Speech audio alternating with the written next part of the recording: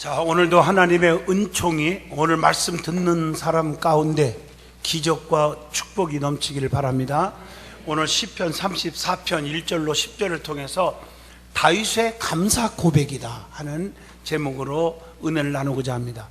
성경에 보면 이 고백이라는 단어가 아주 중요함을 알 수가 있어요. 베드로가 왜 천국 열쇠를 받았습니까? 주는 그리스도시요 살아계신 하나님의 아들입니다 라는 고백 속에서 받았습니다. 또 여러분 시편 18편 보면 나의 힘이 되신 여호와여 내가 주를 사랑합니다. 주는 나의 반석이시요 산성이시요 요새시요 구원의 뿌리시요 피할 바위시가 됩니다. 여러분 오늘 이런 고백이 주님의 마음을 기쁘게 하고 또 이 고백을 통해서 주님의 은총을 받게 되어 있습니다. 오늘 말씀에 보면 다윗이 하나님 앞에 고백을 하는 가운데 특히 하나님을 찬양하며 감사한 고백이 오늘 본문의 말씀입니다. 어려움 속에서 누군가 나를 보호해 주었다면 얼마나 감사한 일입니까? 그 감사를 모른다면 배은망덕하다고 그러잖아요. 사람이 살다 보면 어려운 일 또는 위기에 처했을 때도 있는 법입니다. 항상 좋은 일만 있는 게 아니에요. 살다 보면 그때마다 하나님이 도우시지 않으시면 우리는 끝장나는 인생이 될 수도 있는데 하나님은 절대로 자기 사람을 버려두지 아니하시고 보호하시고 인도하시고 사랑하시고 지켜주신다는 말씀이 시편 121편 1절로 2절에 나오잖아요. 그래서 내가 산을 향하여 눈을 들리라 나의 도움이 어디서 올꼬? 나의 도움은 천지를 지으신 여호와에게서로다 그랬어요. 하나님은 졸지도 아니하시고 주무시도 아니하시며 낮이나 밤이나 우리를 지켜주시는 분임을 시편 121편 4절에도 고백합니다.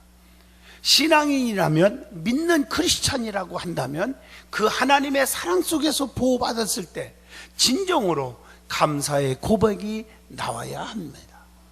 열문둥병자가 죽게 됐는데 주님 앞에 나와야 원하니까 주님이 그들을 다 고침받게 해줬어요. 너희들의 몸을 제사장 앞에 가서 보이라. 가다가 다 살았어요. 다 고침받았어요. 9명은 뿔뿔이 흩어졌어. 감사하는 고백이 없었어요. 그래서 주님이 섭섭한 거예요. 9명은 어디 갔느냐고 찾았습니다. 오늘 본문인 시편 34편 전체를 놓고 보면 다윗이 하나님께 감사 고백하지 않을 수 없는 사실을 발견하게 해줍니다.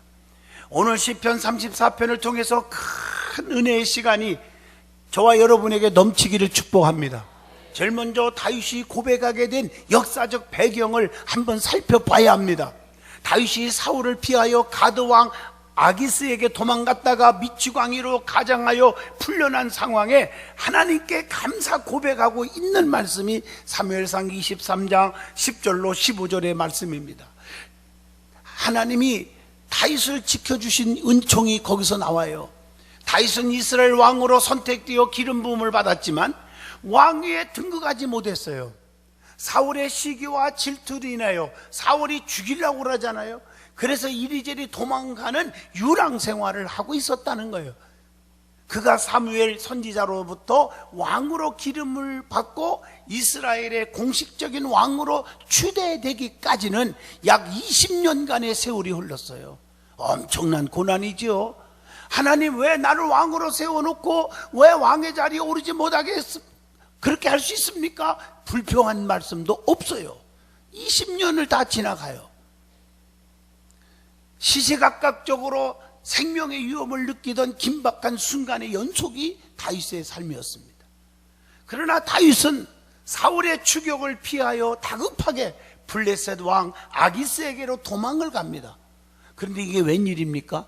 거기서 피난하고 살 줄 알았는데 성경을 보세요. 내가 여호와의 낯을 피하여 어디로 가오리까 하는 식으로 가보니까 블레셋 신하들이 딱 보니까 이상한 사람이야. 어서 본 듯해요. 블레셋 신하들이 딱 보니까 골리앗을 자기의 장군을 어릴 적에 물맷돌 깎고 죽인 다윗입니다. 그 다윗을 알아본 거예요. 큰일 났어요. 그래서 다윗을 죽이려고 그러죠. 그런데 다윗은 사면 초가의 상황 속에서 하나님께서 그에게 지혜를 주십니다. 그래서 미친 척을 하는 거예요. 막 헛소리도 하고 미치광이 행세를 해서 그가 살아날 수가 있었습니다. 하나님은요 어떤 상황 속에서도 자기가 쓰고자 작정하시면 어떤 방법이든지 하나님이 피할 길을 열어주셔서 쓰신다는 것을 알 수가 있습니다. 이러한 과거를 기억하면서 다윗은 하나님의 진실하심과 전능하심에 감사드리지 않을 수가 없는 거지요. 다윗의 수많은 생사의 기로에서 하나님께서는 한 번도 실수하지 않으시고 다윗의 목숨을 보존해 주셨습니다. 이런 하나님의 은혜의 체험을 통해서 다윗은 하나님을 전적으로 진심으로 경외했고 어떤 역경 속에서도 하나님은 반드시 보호해 주신다고 하는 확신을 얻게 된 줄로 믿습니다. 그래서 다윗은 하나님의 사랑에 대해 감사 고백을 시편 34편을 통해서 하게 된 줄로 믿습니다. 하나님의 능력을 100% 신뢰하는 여러분 되기를 축원합니다. 두 번째 은혜 받을 말씀은 하나님의 보호하심에 대한 다윗의 감사의 고백에 대해서 말씀드리고자 합니다.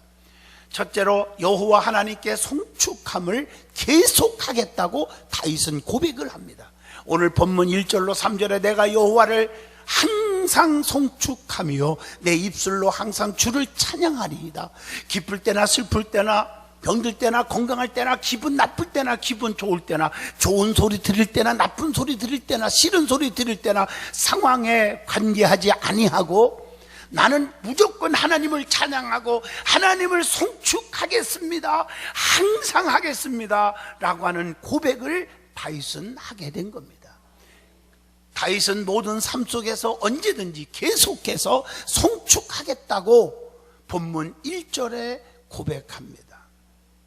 번성할 때나 실패할 때나 곤교에 빠져 있을 때든지 안전할 때나 위험할 때든지 생명의 위험을 느낄 때든지 기쁠 때나 슬플 때든지 하나님께 감사하겠다고 하는 고백입니다. 그게 에베소 5장 19절 시편 103편 1절에도 나오죠. 내 영혼아 여호와를 송축하라. 내 속에 있는 것들아 다 그의 거룩한 이름을 송축하라. 송축한다는 말은요 찬양한다는 뜻과 같습니다. 시편을 통해서 다윗이 하나님을 찬양하고 있는 모습을 보게 되잖아요. 다윗은 찬양을 통해서 치료와 문제 해결이 있었음을 알게 됩니다. 그래서 여러분이 찬양을 좋아하는 사람 그리고 영광을 하나님께만 돌리는 사람들이 다 문제 해결 받아요. 사무엘상 16장 23절 보면 다윗은 사울에게 악신이 이를 때에 수금을 타서 치료했다는 말이 나와요. 사무엘하 1장 19절로 27절 보면 요나단이 전사했을 때 애통함을 노래로 달랬다는 말이 나와요. 신기하죠? 사무엘하 6장 15절에 보면 언약궤를 옮겨놓고 찬미하며 춤을 추었다고 하는 내용이 나와요. 다윗은 여호와 하나님을 자랑했어요. 본문 2절에 내 영혼이 여호와를 자랑하리니 곤고한 자들이 이를 듣고 기뻐하리로다. 하나님을 사랑하고 하나님의 은혜를 깨닫고 찬양하고 감사하는 믿음 있는 자는 하나님을 자랑하게 되어 있습니다. 진실하지 못하고 거짓과 가증스러운 사람은 절대로 자랑하지 않습니다. 남편을 사랑하는 아내는 만나는 사람마다 입만 열리면 남편을 자랑합니다. 마음이 안 들 때나 속상할 때나 화가 나도 남편을 자랑합니다. 교회와 목사를 진실로 존경하고 섬기는 사람은 만나는 사람마다 만나기만 하면 입을 열어서 교회 자랑합니다. 주의 종 자랑합니다. 그게 진정한 사랑입니다. 다윗은 하나님의 보호하심에 너무 감사해서 하나님을 자랑한다고 고백합니다. 여러분 입술을 통해서 막 남을 칭찬하기를 인색하지 않은 사람들은요 99가지의 단점이 있어도 한 가지 장점 가지고 막 자랑을 퍼붓는 사람은요 그 사람은 성공하는 사람이에요. 자식도요 죽이지 말고 살리려면 99가지가 개판이어도 한 가지 장점 갖고 칭찬을 퍼부어보세요. 그의 세계적인 인물이 되는 것입니다. 하나님을 종일토록 자랑해야 합니다. 시편 44편 8절의 말씀입니다. 왜냐하면 우리도 하나님을 밤이나 낮이나 졸지도 아니하시고 주무시도 아니하시고 지켜주시는 분이잖아요. 시편 121편 4절에. 그래서 우리는 시편 105편 3절에 주님의 성호를 자랑해야 합니다. 여러분, 자기 자랑도 중요하지만요, 자기 자랑도 두 가지가 있어요. 하나님의 영광을 드러내기 위한 자랑이 있고, 자기만을 소문내기 위한 자랑이 있어요. 그건 영광이 없어요. 축복이 없어요. 그러나 하나님의 영광을 드러내기 위한 자랑, 그건 축복인 줄로 믿습니다.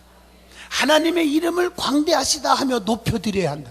내가 하나님을 만나서 내가 병 고침 받았습니다. 자랑입니다. 내가 하나님 때문에 내가 사업이 너무 잘 됐습니다. 내가 하나님 때문에 죽지 않고 살았습니다. 내가 하나님을 안 믿었으면 나는 벌써 자살해서 10번 죽었을 것입니다. 그겁니다. 하나님의 이름을 광대하시다 하며 높여드려야 한다고 본문 3절에 말하고 있습니다. 본문에 광대하시다 하는 말씀은요, 위대하게 만든다, 이런 뜻입니다. 어떤 고난의 아픔이 있을지라도 결코 원망의 대상이 아닌 경배의 대상이 되어야 한다고 시편 99편 9절에도 말하고 있습니다. 나로 하여금 하나님의 이름이 빛나게 하여야 합니다. 나 때문에 교회가 빛나고, 나 때문에 주의 종이 빛나고, 나 때문에 성도들이 행복해져야 함듯이 나 때문에 주님의 이름이 빛나야 돼요. 주님의 이름에 더럽히면 안 됩니다. 그리고 두 번째로 다윗은 부르짖었더니 응답해 주신 하나님이라고 오늘 본문 4절로 6절에 고백을 하고 있습니다. 다윗의 기도를 보면 세 가지죠. 다윗의 기도 엄청나게 합니다. 그 중에 그걸 딱 요약하면 세 가지입니다. 첫째, 오늘 본문 4절이에요. 하나님께 구했다. 그래서 마태복음 7장 7절에도 구하면 주신다 그런 거예요. 또 두 번째는 하나님을 앙망했다. 오늘 본문 5절에 기록되어 있어요. 그것이 이사야 49장 23절도 마찬가지예요. 여호와를 앙망하라는 거예요. 또 세 번째 기도는 본문 6절에 나와요. 그 하나님께 부르짖었다고 그랬어요. 그게 에레미야 33장 3절처럼 너희는 내게 나와 부르짖어라. 그리하면 내게 응답하겠고 네가 알지 못하는 크고도 비밀한 일을 다 내게 보이리라. 오늘 영상에 은혜 받았지 않습니까? 하나님을 3등으로 모시고 사는 사람 있잖아요. 1등은 나요. 자기가 할 거 다 해보고 사람을 찾아가기도 하고 세상 백을 의지하려고 하고 다 안 될 때 천부의 의지 없어서 손 들고 옵니다. 세 번째 찾아와요. 그러나 하나님은 언제든지 나에게는 1등이라고 그랬잖아요. 하나님은 항상 우리를 눈동자같이 정말 1분 1초라도 버리지 아니하시고 잊어버리지 아니하시고 기억하고 축복하시는데 우리는 왜 하나님을 3등으로 놓고 있습니까? 이거 고쳐야 될 줄로 믿습니다. 믿는 자들은 날마다 하나님 앞에 다윗처럼 구하고 하나님을 앙망하고 그분께 부르짖어야 합니다. 다윗은 구했더니 두려움에서 건져주셨다고 고백했고 주님을 앙망했더니 부끄럽지 않게 해주셨다고 했습니다. 또한 부르짖었더니 모든 환난에서 건져주셨다고 고백합니다. 여러분, 잠언서 1장 24절로 25절을 보면 하나님의 보응의 원칙을 꼭 기억하라고 가르쳐줍니다. 잠언서 1장 24절 부르짖을 때에 듣지 않으면 불러도 대답이 없다. 여러분, 초청을 거절하면 그 초청자로부터 화를 당한다는 얘기가 혼인잔치 비유 마태복음 22장 1절로 14절에 나오지 않습니까? 오늘 나는 이 말씀에 감동이 갑자기 확 오는 거예요.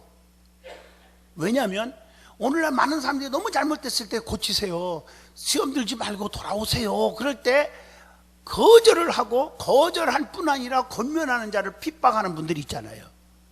똑같은 얘기거든. 그래서 오늘 초청을 했더니 말을 듣지 않고 초청을 전해주러 가는 사람을 죽여버렸잖아요. 그랬더니 주님이 그 가정에 징벌을 내렸다는 말씀이 성경에 나오잖아요. 여호와를 찾으면 살고 거절하면 죽음을 당한다고 하는 아모스 5장 4절의 경고를 받아들여야 합니다. 여호와를 듣는 자는 살고 듣지 않으면 재앙이 있다. 그래서 여호와의 말씀에 귀를 기울이면 사는 일이 있고 재앙이 없어진다고 하는 잠언서 1장 33절을 기억하시기를 바랍니다. 손을 펼 때 돌아보지 않으면 찾을 때 만날 수가 없다고 하는 또한 잠언서 1장 24절에도 기록되어 있습니다. 하나님은 어떤 죄인일지라도 오라고 부르신다고 하는 이사야 1장 18절, 하나님의 구원의 손은 언제나 우리를 향해서 펼쳐 있다고 하는 이사야 59장 2절을 기억하셔야 합니다. 지혜 있는 바른 이들은 아버지의 손에 의탁하게 된다고 누가복음 23장 46절에도 말씀합니다. 그래서 우리는 교훈할 때, 충고할 때 멸시하면 재앙 때에 구원이 없다고 하는 잠언서 1장 25절을 기억하셔야 합니다. 말씀을 멸시하면 패망하고 말씀을 두려워하면 상을 얻는다고 하는 잠언서 13장 15절의 말씀이 있습니다. 지혜 있는 자의 교훈은 생명샘이며 사망을 벗어나게 하느니라. 잠언서 13장 14절입니다. 존중히 여기는 자를 존중히 여기고 멸시하는 자를 경멸한다고 하는 사무엘상 2장 30절을 기억하십시오. 자, 세 번째로 다윗은 하나님을 경외하는 자를 건지시고 부족함이 없게 하신다고 고백합니다. 그게 오늘 7절로 9절의 본문의 말씀이에요. 하나님을 섬기고 예배하기를 좋아하고 예배 빠지지 않고 하나님을 사랑하고 하나님을 공경하는 것은 두렵고 떨림으로 하나님을 섬긴다는 의미입니다. 성경은 하나님을 경외하는 자에게 모든 좋은 것에 부족함이 없는 축복을 주신다고 말라기 3장 16절에 약속합니다. 그러면 하나님을 경외하는 자에게 어떻게 해주십니까? 구체적으로 오늘 본문에 보면 7절에 모든 두려움에서 건져주시고, 하나님은요 자기를 경외하는 자를 보호해 주십니다. 성경에 묘사된 하나님의 보호하심을 찾아보았습니다. 그랬더니요 창세기 28장 15절에 나그네의 동반자가 되어주신다. 출애굽기 33장 22절 반석으로 보호하여 주신다. 신명기 32장 10절에 보면 눈동자같이 지켜주신다. 신명기 33장 12절 보면 날이 맞도록 밤새도록 낮이나 밤이나 보호해 주신다. 시편 57편 1절 환난 중에서도 보호해 주신다. 그래서 시편 121편 4절에 이스라엘을 지키시는 이는 졸지도 아니하시고 주무시지도 아니하시리로다. 밤이나 낮이나 우리를 보호하시는 거죠. 이사야 25장 4절 보면 폭풍 중에도 피난처가 되어주신다. 이사야 51장 16절 손 그늘로 덮어 주신다. 날개 아래 모으신다. 마태복음 23장 37절 그렇게 기록되어 있어요. 그래서 디모데후서 1장 12절 보면 최후의 날까지 우리를 지켜주신다. 성경에 보면요 이런 보호하시고 지켜준다고 인도해 준다는 말이 무척 많이 나오는데요, 두 번째, 하나님은 부족함이 없게 해주시는 분이다. 본문 9절에 보니까 하나님을 경외하는 자에게는 부족함이 없도다 그렇게 말했어요. 그래서 시편 23편 1절에도 여호와는 나의 목자가 되시니 내게 부족함이 없으리로다. 그래서 로마서 8장 32절 모든 것을 은사로 주신다고 그랬고, 빌립보 4장 19절 보면 우리가 그 쓸 것을 다 하시고 채워주신다고 그랬고, 시편 40편 1절 보면 하나님을 경외하는 자는 기다리는 믿음을 가져라 그랬어요. 여러분 우리가 인내하지 못해서요 힘들 때가 많잖아요. 기다리세요. 하나님이 때가 되면 이루게 하신대요. 그래서 시편 40편 1절 인내하며 기다려야 한다.